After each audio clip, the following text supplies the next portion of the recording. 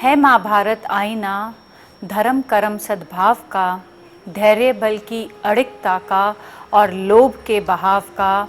आओ हम सब मिलकर बूझें इतिहास इस इतिहास का।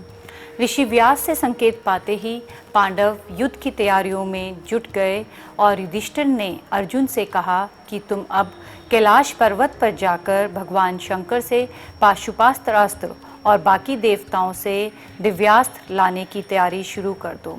द्रौपदी और बाकी भाइयों से विदा लेकर अर्जुन इस कठिन यात्रा के लिए निकल गए। अर्जुन को प्रतिस्मृति विद्या आती थी। इस विद्या की वजह से आप जिस गति से सोचते हैं उस गति से आगे बढ़ सकते हैं और इस विद्या के इस्तेमाल से अर्जुन शीघ्र ही इंद्रकील चोटी पर पहुंच गए।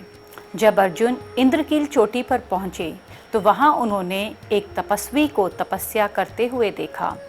तपस्वी ने अर्जुन से पूछा, तुम कौन हो और यहाँ क्यों आए हो? क्या तुम्हें ये नहीं पता कि ये तपोवन है, यहाँ पर शस्त्र लाना वर्जित है? अर्जुन ने उस तपस्वी को प्रणाम करते हुए कहा, हे ऋषिवर, मैं राजा पांडु का पुत्र अर्जुन हूँ।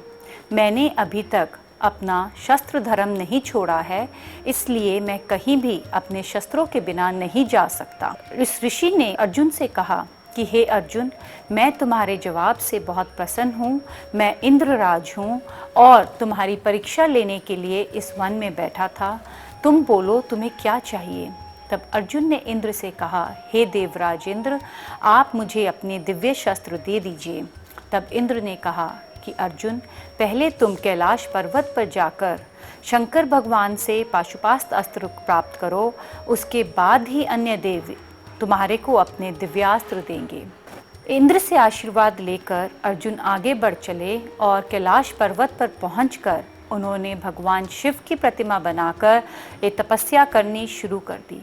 कुछ दिन बाद भगवान शिव ने सोचा कि क्यों न जाकर अर्जुन की परीक्षा ली जाए। इसलिए वे पार्वती माँ के साथ और बाकी गणों को लेकर कैलाश पर्वत पर आकर इंद्र की परीक्षा लेने की सोच रहे थे। तभी उन्होंने देखा कि एक राक्षस सूअर का रूप बनाकर अर्जुन पर हमला करने वाला है। उन्होंने एक बाण चलाकर उस राक्षस को मार गिराया। उसी समय अर्जुन ने भी बाण चलाकर उस सूअर को मार गिराया। दोनों बाणों के एक साथ लगने से सूअर उसी समय मर गया। अर्जुन ने भगवान शिव, जो कि एक भील के रूप में वहां आकर खड़े थे और उस सूअर पे बाण चढ़ाया था, उससे बोला कि यह मेरा शिकार था, तुमने इस पर हमला क्यों किया? तो भगवान शिव बोले, पहले मैंने इसे देखा था, ये मेरा लक्ष्य था, इसलिए ये मेरा शिकार है।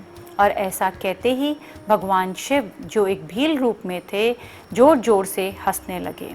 अर्जुन ने इसे अपना अपमान समझा और उसने भगवान शिव पे बाणों की वर्षा कर दी। वो बाण भगवान शिव का कुछ नहीं बिगाड़ सके। तो अर्जुन को और भी गुस्सा आया। वह तलवार लेकर भगवान शिव की तरफ दौड़ा और उन पर हमला कर दिया। भगवान शिव ने वो तलवार टुकड़े टुकड़े कर दी। फिर अर्जुन उस भील के साथ मल्ल युद्ध करने लगा। मल्ल युद्ध करते करते जब अर्जुन थक कर जमीन पर गिर गया, तब उसने भगवान शिव की प्रतिमा से प्रार्थना करके बोला कि हे प्रभु, मुझे शक्ति दीजिए कि मैं इस भील को हरा सकूं। और वहाँ पड़ी फूलों की माला उसने उस मूर्ति को पहना दी।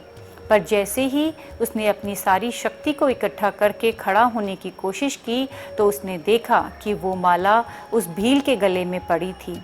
उसने पीछे मुड़ के देखा तो मूर्ति पे माला नहीं थी। वह तुरंत ही समझ गया कि ये भील और कोई नहीं, भगवान शंकर स्वयं हैं। वह भगवान शंकर के चरणों में गिर गया और उनसे माफ़ी मांगने लगा कि मुझसे प्रभु गलती हो गई। भगवान शंकर ने कहा, कोई बात नहीं, मैं तुम्हारी परीक्षा लेने के लिए आया था, मांगो तुम्हें क्या चाहिए।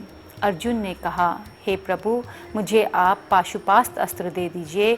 भगवान शंकर ने तथास्तु कहा। भगवान शंकर ने अर्जुन से कहा कि ध्यान रहे अर्जुन, तुम इस शस्त्र का उपयोग किसी मानव या मनुष्य पे नहीं करोगे। और भगवान शिव और माँ पार्वती दोनों अर्जुन को आशीर्वाद देकर वहाँ से अंतर्ध्यान हो गए। अगले एपिसोड तक के लिए अलविदा। जय श्री कृष्ण।